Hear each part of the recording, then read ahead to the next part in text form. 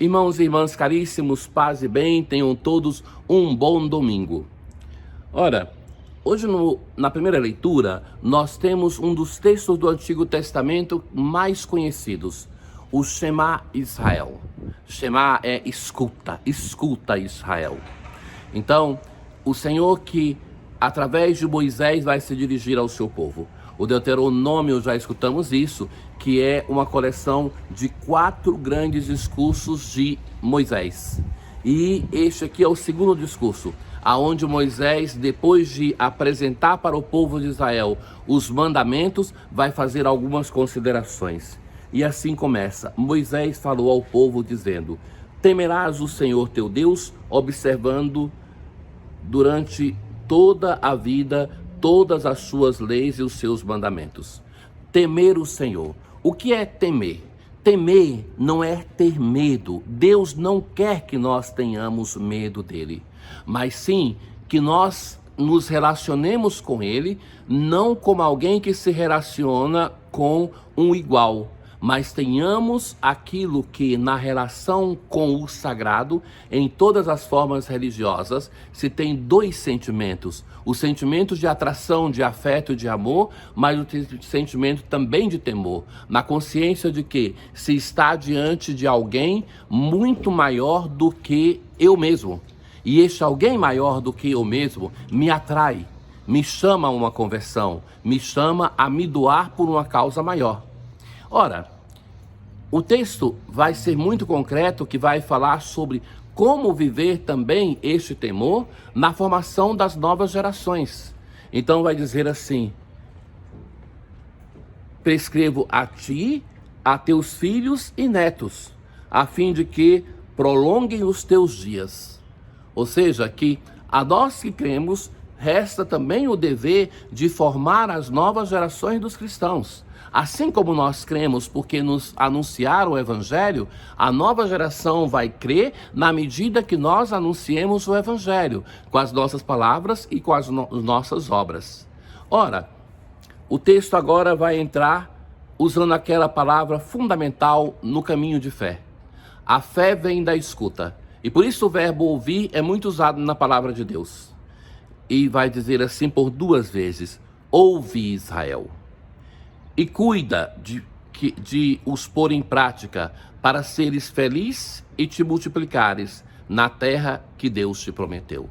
Então esse é um discurso que o povo de Israel é chamado por Moisés a um caminho de conversão que passa pela escuta, de aderir ao Senhor com toda a força, com todo o coração, com toda a vida, antes de entrar na terra prometida.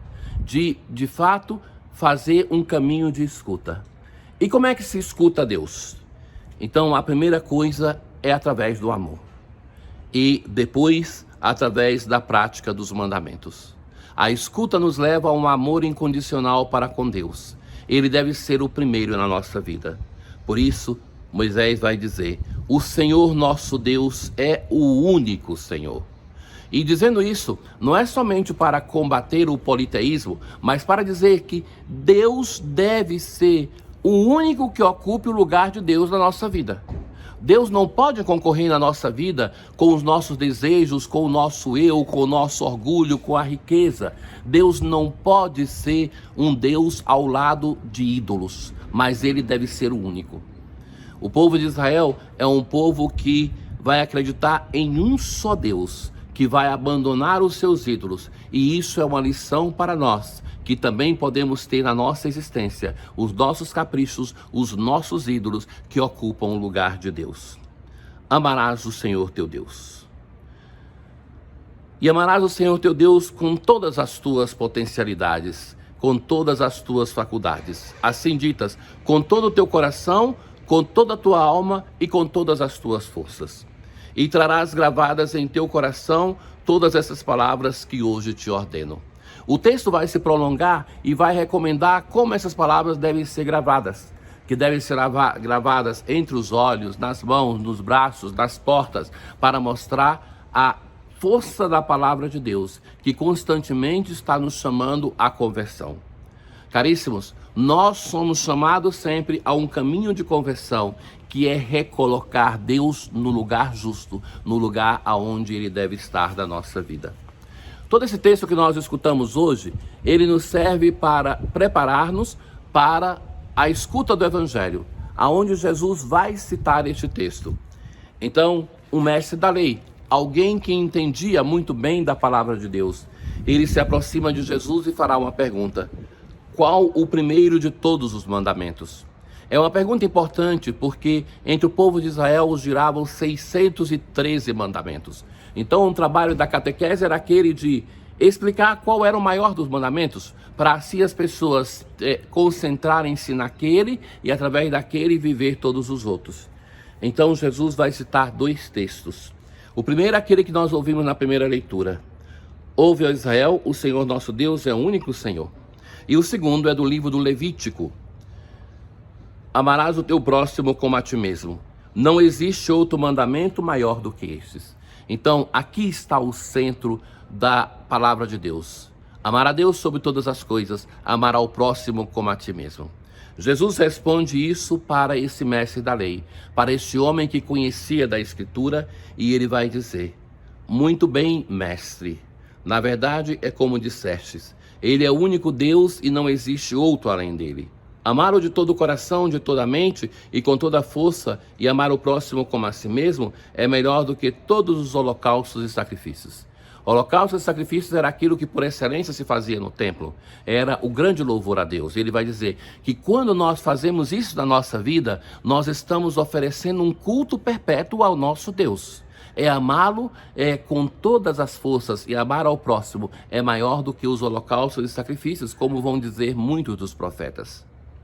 Jesus viu que ele tinha respondido com inteligência e disse: tu não estás longe do reino de Deus. O que quer dizer essa expressão? Não estar longe quer dizer que alguém já fez muito caminho, já fez muita estrada na conversão, mas ao mesmo tempo não chegou, não está longe, falta ainda alguma coisa. O que falta a esse homem? Aderir ao reino de Deus, crer no Messias que está falando com ele. É este o pedaço que falta. Ele percorreu bem, ele se formou bem no Antigo Testamento, mas falta o pedaço que é aceitar a pessoa de Jesus, aceitar o Cristo, aceitar o Novo Testamento.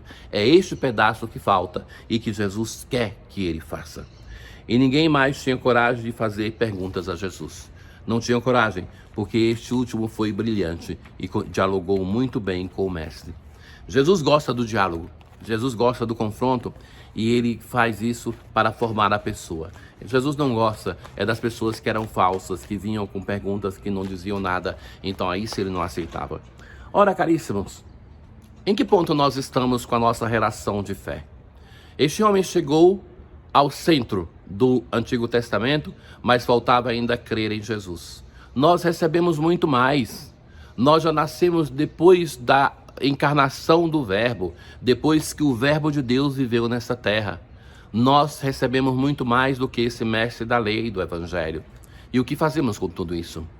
A cada um de nós também o Senhor pode dizer, com admiração, que queiramos isso, que não estamos longe, mas que precisamos percorrer esse pedaço que falta. E esse pedaço que falta é a mudança naquilo que não vai bem na nossa vida, é colocar Deus no centro. Ele é o único Senhor. Ele é aquele que deve ser o mais amado, deve ser o desejado, deve ser o Senhor da nossa vida. Mas amar ao próximo como a si mesmo. E veja que Jesus cita aqui o Deuteronômio, mas Jesus no final do Evangelho, no Evangelho de São João sobretudo, nas cartas de João, tem a insistência de que não basta amar o próximo como a si mesmo, mas nós devemos amar o próximo como o Senhor nos amou. E o Senhor amou a nós, ao nosso próximo também, dando a vida por nós, dando a sua vida para a nossa salvação. Então, o modo como nós devemos amar não é somente amar o próximo como nós amamos a nós mesmos, porque tantas vezes nós não conseguimos amar nem a nós mesmos, mas nós devemos amar como Ele, o Senhor, amou, e é doando a vida uns pelos outros. Tenham todos um bom domingo, que a palavra de Deus possa purificar a nossa vida, a nossa mente, o nosso coração, para que nós possamos celebrar hoje e sempre a Páscoa da ressurreição. O Senhor esteja convosco, Ele está no meio de nós. Abençoe-vos o Deus Todo-Poderoso, o Pai, o Filho e o Espírito Santo. Paz.